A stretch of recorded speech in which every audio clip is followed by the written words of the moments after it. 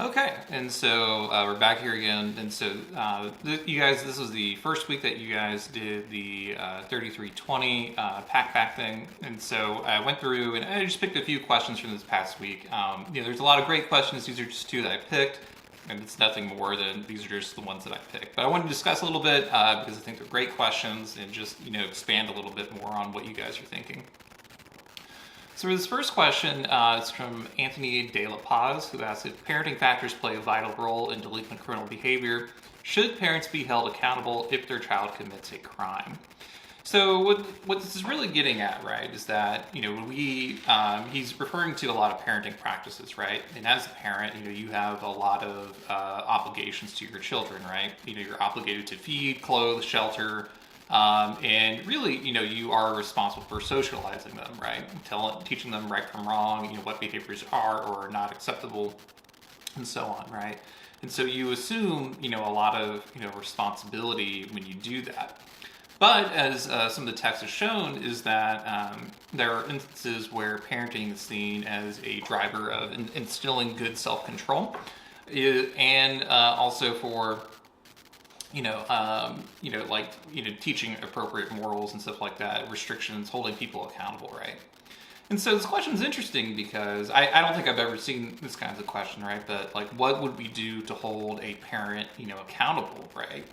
So we know that parents are going to have to pay like the legal fees associated with anything, right? Do they get fined if their children misbehave? Like if they decide that they want to be tardy or truant, right? Not go to high school or something like that. Or if that child ends up committing a robbery, right, and ends up shooting and killing someone, do we hold the parent responsible because they should have been watching out better, right? I think, the parents are already assuming responsibility for a lot of like the legal defense and funds and stuff like that. It is interesting to see like, where do we draw the line on that kind of thing, right? So if you have, a bunch of like crappy kids, or do we now punish that parent for, being a crap parent, right? And, I guess that's what that question comes down to then, is that if it can be shown that poor parenting led to this decision, how much should we hold parents accountable?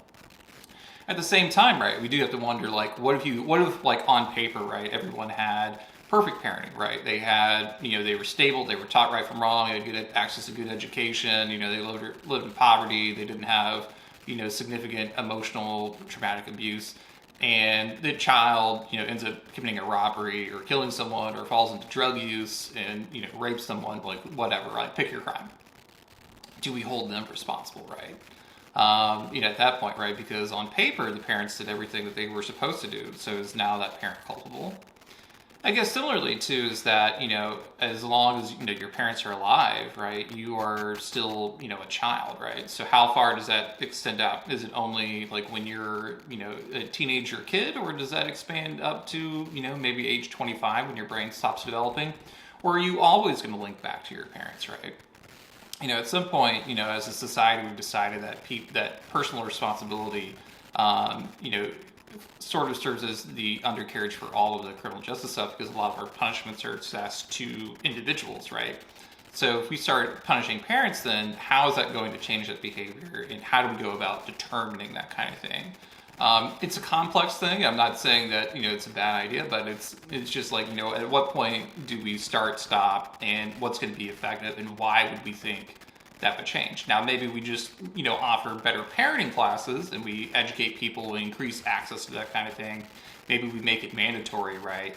But, at what point do we really say, okay, this parent's now responsible, and they have to pay some cost outside of what they already have? It's a really interesting question. I like it. This is the kind of question that I like seeing, because it's something I haven't thought about before, right? And I've studied, this kind of thing for years and had a bunch of students, stuff like that. So thank you again, Anthony De La Paz, for that question. Second question is also related, because is from Chelsea Nuss, or Noose, perhaps. Apologize. Who's asking, is it logical to have the age of culpability vary depending on location? And so she's referring to that when you're a kid, right, depending on what state you live in, whether you're in Texas or Louisiana or something like that, you start becoming responsible for your crimes at a certain age. Some are going to be, age 10, some are age 6, depending on the crime. and depending on what that is, you may have a different form of punishment because of that.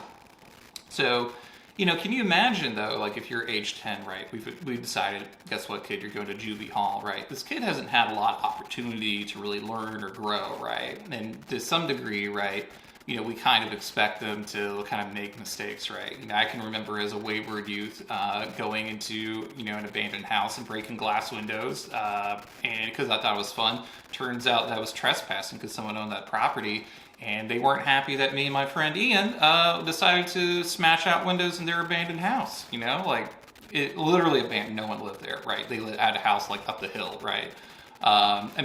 We didn't just see a house and like throw like rocks, right? Like give me some credit. But the point being is that, I was, 13, right? So do I get penalized? So I get fined for that? Does a 10-year-old do like that? What about a 6-year-old? Or does it change based on the crime, right? So if you're a 10-year-old and you murder someone, right? And you it's not like someone in Texas pulling down their pistol from the closet shelf and it accidentally going off and they killed their parent, right? But it's the actual, I'm going to kill you, mom, because I'm a bad kid. I'm going to do bad things or something, right? Do we now say, oh, you're culpable, kid. But, if you stole candy, little different. But you killed someone. So now we're going to lower that and have a different, punishment based on the severity of crime. It's an interesting question. Is that where does this culpability start and stop, and when do we hold people responsible, and under what conditions? So really like the question, Chelsea. Keep it up. And same thing, each week I'll try not to double up on people, but love the questions that I'm seeing. Glad that you guys are engaging, and I guess I'll see y'all later.